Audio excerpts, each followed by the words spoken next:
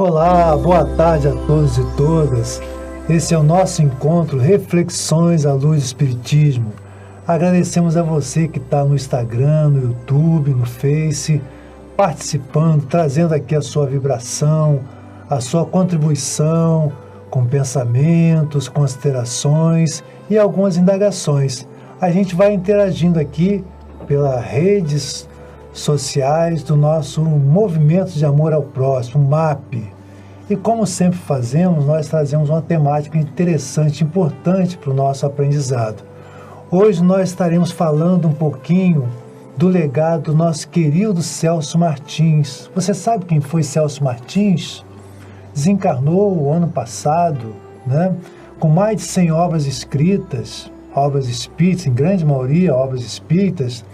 Esperantista também, trabalhou pelo movimento de Esperanto, dentro do contexto espírita e fora do contexto espírita. E só que para nós conversarmos a respeito do Celso Martins, nós trouxemos aqui um tarefeiro, né, do bem, que temos certeza que muitos se conhecem, já está na Rádio Rio de Janeiro há mais de 30 anos, trazendo essa missão belíssima de divulgar o Esperanto. Nós estamos falando do nosso querido Givanildo Ramos Costa. Falei certo, Givanildo? Com certeza, que prazer estar aqui no programa Reflexões à Luz do Espiritismo, né? E que alegria muito grande em saber que vocês fazem um trabalho maravilhoso e nesse momento, não exaltando, mas mostrando o trabalho de alguém que muito trabalhou e continua trabalhando no plano espiritual, que é o nosso querido Celso Martins. Celso Martins, muito bom. Mas, Ivanildo, antes da gente entrar mais especificamente sobre a questão do Celso, fala um pouquinho, 2 minutinhos, assim, sobre o seu trabalho na Rádio Rio de Janeiro, não é isso? Rádio de Janeiro? A Rádio Rio de Janeiro, ela se faz há muitos anos. Nós estamos lá desde os anos 80, numa iniciativa da nossa querida Gilca Fernandes. Gilca Fernandes, que naquele período era encarregada, já está no outro lado da vida, né? Encarregada da programação espírita, da programação como todo, da rádio espírita. E aí, conversando com ela, naquelas danças, eu falei para cá, ela altamente ativa, né? Dinâmica, né? Dinâmica. E aí a gente era também esperantista, e aí quando eu soube disso, eu estou comentando com ela, Gilca, e o Esperanto? E é o Esperanto, eu esqueci de Esperanto. E foi graças a ela que eu terminei na Rádio Rio de Janeiro, e ela arranjou um espaço do Esperanto na Rádio Rio de Janeiro, e estamos por lá até hoje. Um trabalho já foi feito anteriormente, pelo Ismael Gomes Braga, na hora João Pinto de Souza, hora espiritualista João Pinto de Souza, que fazia acho que 10 ou 20 anos antes, e a partir daquele período também, o Ismael Gomes Braga participou bastante também. Em consequência, hoje nós temos lá na Rádio Rio de Janeiro, embora que não oficializado, o Departamento de Esperanto da Rádio Rio de Janeiro, onde visamos Evangelho, Espiritismo e Esperanto. Nossa, que bacana, muito bom. Então, Givanildo, o que a gente pode destacar assim do Celso? O Celso, ele costuma dizer que ele era um escrevinhador de livros, né? Ele usava essa expressão, né? O que você pode destacar assim um pouquinho da obra do Celso, no contexto espírita, movimento espírita? O que você pode destacar? Você teve a oportunidade também de ter muita interação com ele em vários momentos, né? O Celso foi uma das surpresas, não, na verdade, uma das pérolas que eu estabeleci na minha vida, né? O Celso é um amigão, que eu conheci numa atividade do movimento esperantista. Eu estava voltando para o Rio de Janeiro, e eu estava vindo do Congresso Internacional, e já conheci o Celso anteriormente, né? Mas eu nunca tinha tido um contato tão próximo. E um dia eu fui na casa dele, trazendo coisas do Congresso Internacional. É interessante isso. A Nelly que eu conheci, que prazer. Os meninos, a Silvana, o Celcido, o Celso Martins Filho. E ali a gente estabelecemos um contato cada vez maior. E eu trouxe também um fato interessante.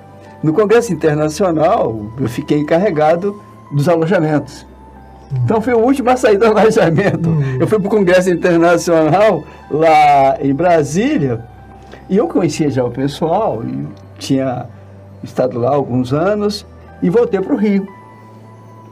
E voltei novamente para Brasília, para o Congresso. E quando cheguei lá em Brasília, ali na entrada daquele montão de gente de vários países, pessoas de 50 países, imagina. Nossa. Ali no centro de Brasília, e aquela confusão, as pessoas querendo se localizar, querendo ir para os seus alojamentos ou para os seus hotéis. E aí eu cheguei na hora e pessoal, assim, tudo bem e tal. Aí eu comecei a observar a necessidade da ajuda, né? E como aprendi? Porque ali eu terminei dentro de um carro com o pessoal do México, o pessoal da Polônia, indo em direção ao Komunology, ou seja, o alojamento, onde é um local da antiga Detu, lá naquela região, que tinha em cada quarto 8 camas, né? E só podiam estar ali naquele quarto pessoas do mesmo sexo, né? E eu terminei, quando chegando por lá, eu terminei ficando na recepção.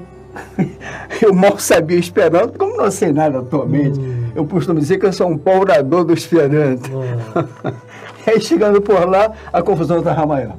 Eles não tem que organizar isso, né? Eu conheci o pessoal da comissão e ali fiquei coordenando. Por isso, eu fiquei o tempo todo, né? Quando terminou o congresso, eu fui o último a sair, e aí fazendo a limpa nos quartos, que eles tinham esquecido coisas, tinha perfume, tinha souvenir, tinha não sei o que, enfim. E nesse congresso, eu conheci o pessoal da Suécia. E o Celso? E o Celso não estava lá ainda, o Celso não foi para o congresso, não teve no congresso. E aí eu levei também deles lá, ganhei deles um disco em Esperanto e trouxe para casa e tal. E aí, visitando o Celso, levei também aquilo que era de recordação para ele, para dar uma olhada e tal. Bacana. E levei também esse disco, e deixei com ele no disco. Passou-se um tempo, e aí eu, Celso, o disco. Que disco? Ih, rapaz, a Bibi, acho que é a Bibi o nome do cachorro dele. Ela resolveu, botamos em algum local lá, e daqui a pouco, cadê? Estava nos dentes da Bibi, e o seu disco já era.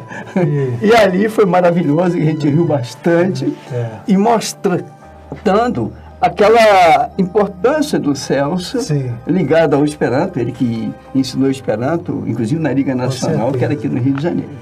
Beleza, então.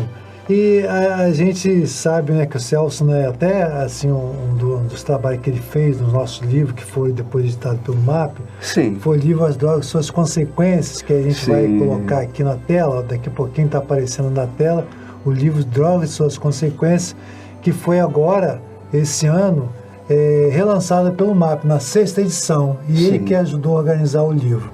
E aí, Givanildo, eu queria destacar aqui uma das obras dele, vou pedir também para ser colocado ali, não está vendo, que é o Mensagens de Esperança. Tem uma capa muito bonita, né? E ele diz assim, o comentário da editora a respeito dessa obra do Celso Martins, lembrando que ele escreveu, como eu disse aqui no início, mais de 100 obras. Mais de 100 obras. Grande parte, né? Quase sua totalidade espírito, mas também obras na área da educação, que ele era professor de biologia, né? E nós vamos ter daqui a pouquinho também um depoimento muito importante de um diretor da editora da qual se fez a impressão, a divulgação, a edição de muitos livros dele. Então, no livro Mensagem da Esperança, que está aparecendo aqui para gente, olha só que tem um comentário da editora a respeito. É um livro que renova as energias e dá consolo àqueles que buscam um conforto espiritual. O professor Celso Martins, diz aqui a referência da obra, usa uma linguagem popular, clara, cheia de exemplos e faz citações de Kardec, André Luiz e Emmanuel. Olha só, ele cita Kardec, André Luiz e Emmanuel, em capítulos em que abordam com leveza assuntos considerados dramáticos, tais como o temor da morte, a falácia do suicídio, a situação das crianças depois da morte. Olha que interessante, Vanildo, a importância disso, a situação das crianças depois da morte, que isso fica meio nebuloso, né? A eficácia do perdão, o poder da prece e as nossas lutas contra o desânimo. Ao todo, são 33 capítulos. Então, aqui a gente vê, Givanildo, a dimensão da análise do Celso Martins. A gente pode escolher aqui um tema para comentar brevemente. Olha só, ele usava uma linguagem clara, né? Como é que você via, assim, o Celso Martins na literatura, para depois a gente falar dele na tribuna? Como é que era, assim, o que você lembra, o que você destaca dele na literatura? Primeiro, esse livro, não sei se você sabe disso. Não sei. A primeira edição, que é de uma foto, de um postal, de um correspondente dele, esperantista. Você sabia disso? Não sabia, pois não. É. Não sabia. Estampado na primeira edição. Que lindo. Né? E a capa é muito bonita, hein? Tá bonita, capa, se não me engano, acho que é uma criança, eu não consigo lembrar agora. É a criança. Exatamente. Tem aqui no celular. Ele comentando comigo que realmente foi uma desses contatos que ele tinha com o esperantista. O Celso, para mim, a meu ver, não foi muito compreendido pelo próprio movimento espírita. Sim. Ele fez um trabalho maravilhoso. Uhum. O Celso, ao escrever, ele tinha essa capacidade de entrar no popular, de facilitar a compreensão das pessoas.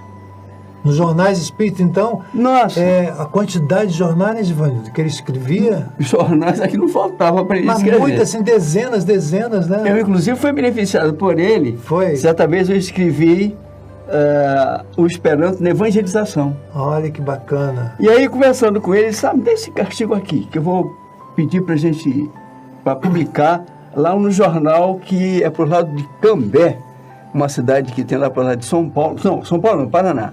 E eles publicaram o artigo, né? Foi graças a ele, um artigo que a gente mostra a importância do Esperanto no ensino junto à criança. Junto à criança, importante. O Celso, nessa atividade dele, ele mostrou coisas que a gente não prestou muita atenção. Se você pegar esse mesmo livro, que inclusive não sei se esse livro é um outro, em que a Doce Morada é um abrigo, não, abrigo é uma casa de assistência, Santa Cruz. Isso, é um exemplo lá com o nosso irmão Carlos Neide, que é esperantista também. Isso. Fundador do Esperanto Grupo Pato e Rouro. Professor de matemática também. Exatamente, Hora da Paz, Hora Pacífica. E lá ele distribui as drogas e suas consequências. Aquele livro é maravilhoso. O Lenda, folheando aquele livro, foi ver observando coisas que muitas das vezes os próprios especialistas não conseguiram perceber, ou não conseguem perceber que ele percebeu. Mostrando o quanto as pessoas precisam estar muito atentas com relação. Então, ele, ao escrever o assunto, ele fala de maneira tão clara, isso aqui a gente compreende. Tem um outro livro dele, dentro de 100 e alguma coisa de livros. Muitos livros. Tem um que tem por título, minhas duas, eu não consigo lembrar totalmente o título, meus dois ideais, ou mais ou menos assim, em que ele enfoca a doutrina espírita e o Esperanto. Que bacana. E ele mostra o quanto é importante essa ligação do Esperanto junto às ideias de espírito, sem ser matéria doutrinária. Sim. E que através do Esperanto, você mostra para o mundo da importância da doutrina consoladora. Perfeito. E aí você mostra um fato real. Quando ele ali escreve, confirmando que a doutrina espírita, o Evangelho redivivo, não porque quisesse se dizer, mas lembra profundamente a mensagem do Senhor, de tal forma em que você não tem dúvida quanto a essa realidade. Perfeito. Então, na literatura como um todo, o Celso foi de uma beleza muito grande. Rico. Outra coisa também que ele fazia, as poesias dele, ele mandava para a gente no programa, vez por outras, fatos de pessoas que vieram antes. Falava de Deolinda Morim. Aliás, tem um livro, um ou dois livros dele, junto com Deolinda Morim. Pontos de Encontro, por exemplo, é um deles. Exatamente. Mas, Givanildo, eu queria lembrar, recente, quando a gente pediu aqui alguns colegas, né, alguns companheiros para fazer alguma citação, e nós vamos ver aqui um breve. O Formiga, por exemplo, Formiga é um dos que mais escreve exatamente no movimento espírita, assim, é um dos mais gabaritados. Você vê assim, ele é um doutor em ciências médicas, né, escrevia, é um dos poucos brasileiros que teve trabalhos, né, um tempo um pouco mais atrás. Ele faz um trabalho na universidade, isso, também tem sido um dos primeiros a estabelecer esse trabalho. Isso, exatamente. E continua até hoje, né? Continua. Então, assim, e aí ele traz, né, quando eu pedi para ele dar contribuição, eu falei, não, eu escrevi um artigo a respeito da hanseníase e tal, e o Celso fez a transcrição, não, a tradução para o Esperanto. Sim. E vários materiais o Celso colocava em Esperanto, por exemplo, a temática que nós trabalhamos aqui com o MAP, com o Samaritano, né, sobre a questão da dependência química. Sim. E aí você vê o que? Nesse livro mesmo, né, que nós estamos mostrando ali a capa, Mensagem de Esperança, olha os assuntos que ele está destacando aqui. Ele fala a questão do suicídio, né, que nós saímos em setembro, né, um mês que a gente lembra muito isso, a questão, ele fala a falácia do suicídio, né, o grande engano, né, a pessoa pensa que está encontrando uma solução. E que eu tenho experiência na própria família com respeito a esse assunto. Está entrando em outro aspecto, né, mais doloroso, né.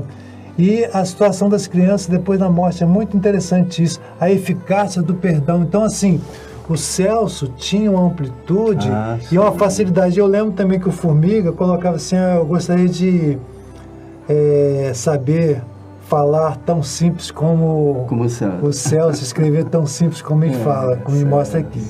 Mas vamos agora dar uma pausa aqui, nós vamos mostrar o depoimento agora do diretor, né, o diretor-presidente da editora que fez a publicação da maioria dos livros do Celso Martins. Parece que são mais de 70 livros. É a Emily, não? Emily, isso, né? A editora Emily. Então vamos escutar então o depoimento agora do nosso querido, acho que é Arnaldo, sim, acho que é isso mesmo. Então vamos lá escutar o depoimento dele, vamos acompanhar, que é muito rico, e de quem está lá, né? E é importante também citar, Givanildo, que quem desejar, por exemplo, adquirir, os livros do Celso estão disponíveis, inclusive nessa editora, né? Esse livro, primeiro livro que a gente está destacando aqui, Mensagem de Esperança, e como você citou, a história da capa, que foi muito linda, né? Exatamente.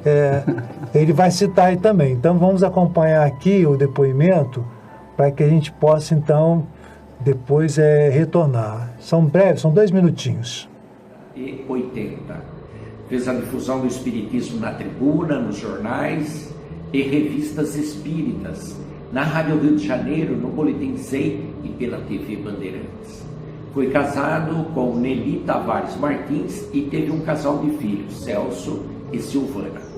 Era esperantista desde 1956, começou cedo, aos 14 anos, tendo se iniciado no estudo da língua transnacional com o professor Adail Cardoso Barbosa, de quem deu posteriormente a publicidade 2 livros póstumos espíritas de conto pela editora M. Publicou Celso Martins junto à editora M 39 livros e auxiliou na publicação de diversos autores conhecidos no Brasil todo, como Aureliano Alves Neto, Antônio Fernandes Rodrigues, João Duarte de Castro, Jaime Andrade e Deolindo Amorim. Desencarnou em 1º de agosto de 2021, perto de completar 79 anos no Rio de Janeiro. Na espiritualidade, por certo, continua trabalhando na seara do bem. Então vimos aí o depoimento, né, nosso querido companheiro Arnaldo, em que ele faz o relato das obras do Celso Martins, né? Faz um histórico aí da vida profissional, faz um pouco da trajetória, porque a vida dele é tão ampla, né, que a gente não consegue falar de tudo num só momento. Mas aí nós temos agora, Givanildo, uma outra obra dele, né, muito interessante, que ele vai falar das diretrizes da Casa Espírita. Sim. Ele traz um livro, então você vê, ele fala aqui da esperança, fala a questão do suicídio, da eficácia do perdão, né? a situação das crianças depois da morte, o poder da prece nas nossas lutas contra o desânimo. E aí nós estamos falando que a gente pode fazer uma breve pausa, né? Como é que isso é atual? Nós estamos aí ainda com o reflexo, né, do pós, né? Como diz muitos cientistas, a pandemia ainda não acabou, mas, por exemplo, o que fica ainda disso aí? Da depressão, do desânimo, do desencanto, que muitas pessoas perderam tantos, né? E ele já citava essa questão aqui, o poder da prece e as nossas lutas contra o desânimo. Então, assim, essa obra traduz muito bem, nossa, o título, né? Mensagem de Esperança, é muito forte, é muito contundente. E aí depois ele vai falar exatamente dessa obra que vai trazer o que? As diretrizes para o centro espírita. E como é que você vê assim, agora já buscando um pouquinho, do Celso Martins na tribuna? Por exemplo, assim, ele tinha umas falas assim, bastante contundentes, bastante fundamentadas. Ele era professor de biologia, né? Nossa, era em 2 ou 3 escolas, né, particulares, como todo professor, né? Tinha que trabalhar em muitos lugares para se manter. E ele trazia o conhecimento dele, né? Fazia esse link. Como é que você via o Celso Martins aí na tribuna? Você falou um pouquinho dele quanto escrevinhador de livro, conforme ele mesmo falava carinhosamente, né?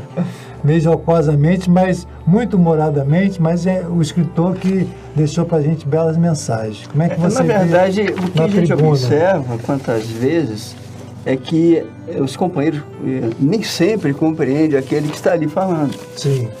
O Celso na tribuna, ele esclarecia, e como esclarecia?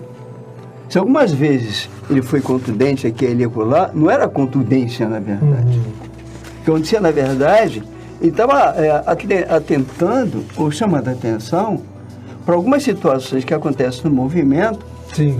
E que a gente deixa passar daqui a pouco, quando você vai procurar corrigir, já está instalado.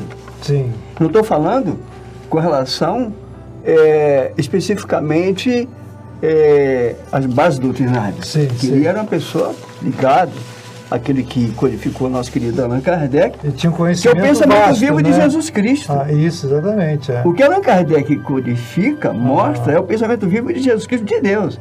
E que muitas vezes as pessoas não compreendem. E ele, algumas vezes, viam certas coisas, ele, ao falar, o pessoal achava que ele estava sendo muito crítico, que ele estava sendo isso, que ele estava sendo aquilo. Não, na verdade, ele estava alertando. Estamos observando algumas coisas no movimento atualmente, e que quantas vezes não prestamos atenção lá atrás. Que ele já colocava isso. Já né? chamava atenção.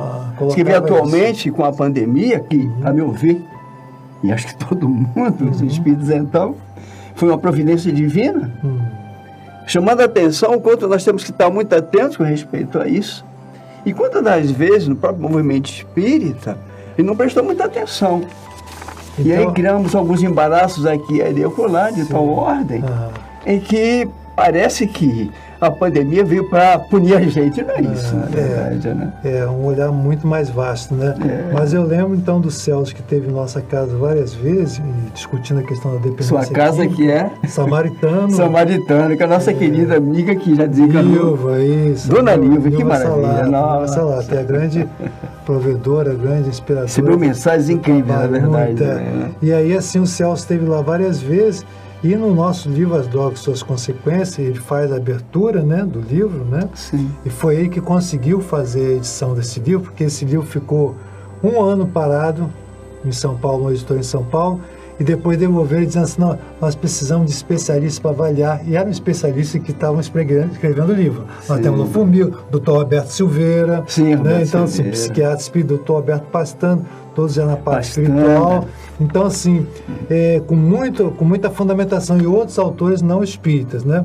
Sim. E aí o livro vem para ele, volta ele e fala assim, mira, não precisa especialista em nada, vamos mandou para onde? Para Fonte Viva, Minas Gerais. Fonte Viva, que hoje é uma potência, né? Sim. Em menos de 6 meses, Ivanildo, menos de 6 meses, saiu a primeira edição com 5.000 livros. Então, assim, e hoje nós estamos com a 6ª edição que nós fizemos ampliada, né? em torno de 20 mil livros vendidos. Então, assim, um trabalho que foi lá de Samaritano, através de fitas gravadas, foi transcrito, e depois ele pegou, organizou e colocou para frente. Então, o Celso tinha esse empenho dele fazer com que as coisas caminhassem. Também no nosso teatro, que você lembra, nós tínhamos também no início, né, o teatro sobre o alcoolismo, depois sobre as drogas, ele amplamente dava o apoio. Escreveu na Revista Internacional de Espiritismo, que saiu também esperando essa matéria lá da peça, né? E para encerrar, que nós estamos aqui no finalzinho, e agradecendo que o assunto está tão bom que eu nem dei uma pausa para agradecer aqui os internautas que estão nos acompanhando, deixando as suas contribuições, e deixando aí as suas perguntas, possíveis perguntas.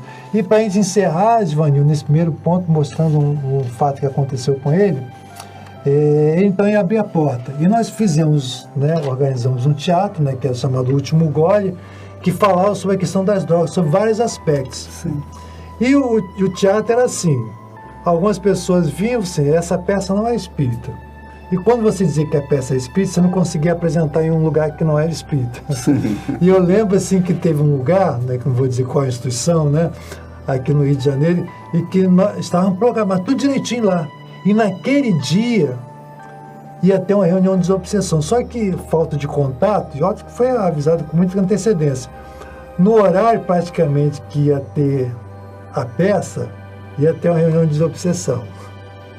E aí ficou assim, um tititi, o presidente do centro na época disse, não, nós vamos ter que fazer reunião de desobsessão, mas tem um teatro, não sei o que e tal. E foi assim, quase que o teatro não vai, e os jovens, né? Desde cedo, como, Biro? Como? Não vai acontecer e tal. Aí a peça acontece. É apresentada a peça, e depois o presidente do centro veio e disse, isso já valeu como a nossa reunião de obsessão. Então o Celso era aguerrido nesse sentido de abrir campo para as coisas que não são muito, vamos dizer assim, comuns ou meio conservadoras. Ele era, do tempo dele, de mostrar os avanços, a modernidade de tudo, a criticidade em relação ao trabalho que o movimento trazia. Então, assim, nós estamos chegando ao finalzinho do nosso primeiro encontro, e aí já quero convidar você para estarmos aqui no próximo encontro, falando, sim, mais especificamente do Esperanto, do Celso, do movimento espírita no Esperanto. Porque aqui que nós vemos no depoimento, sim, eles dizem aqui também assim, que ele adotava os 3 E's, né? É Evangelho, Espiritismo e Esperanto.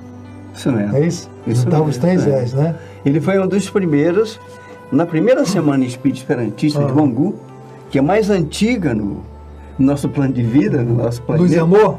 No Luiz Amor, né? Isso. O Grêmio Propaganda Espírita Luiz Amor.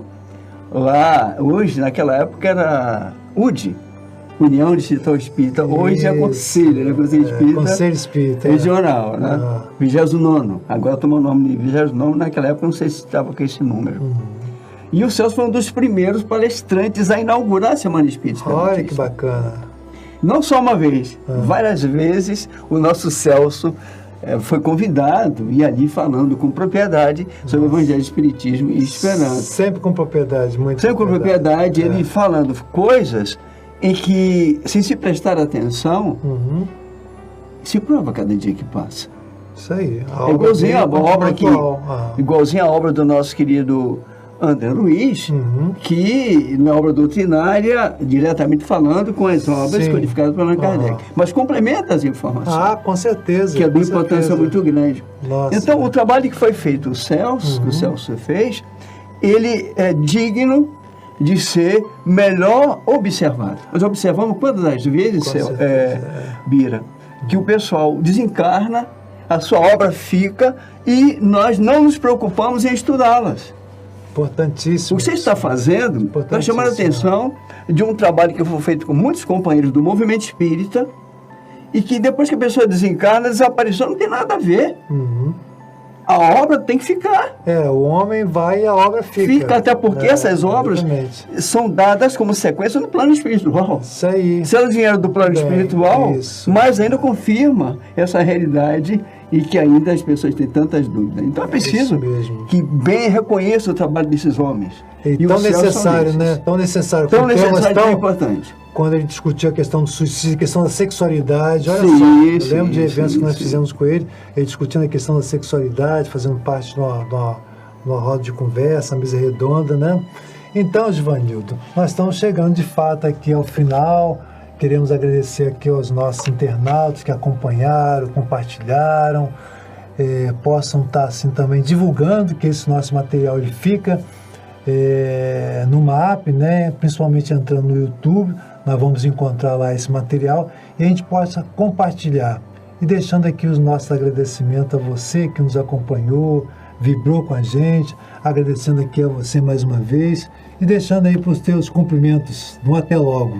Mitri Dancas Alvi, eu estou agradecendo. Me esperas que ela elabora Irantaua, que o trabalho continue. Isso aí. Dio Caiçu, Benuvim, Provia Laboro. Deus Jesus te abençoe, como o pessoal do MAP, todo mundo, todos nós, por esse trabalho tão maravilhoso. Isso aí. Que assim seja. Paz e bem, paz e luz, paz, muita paz.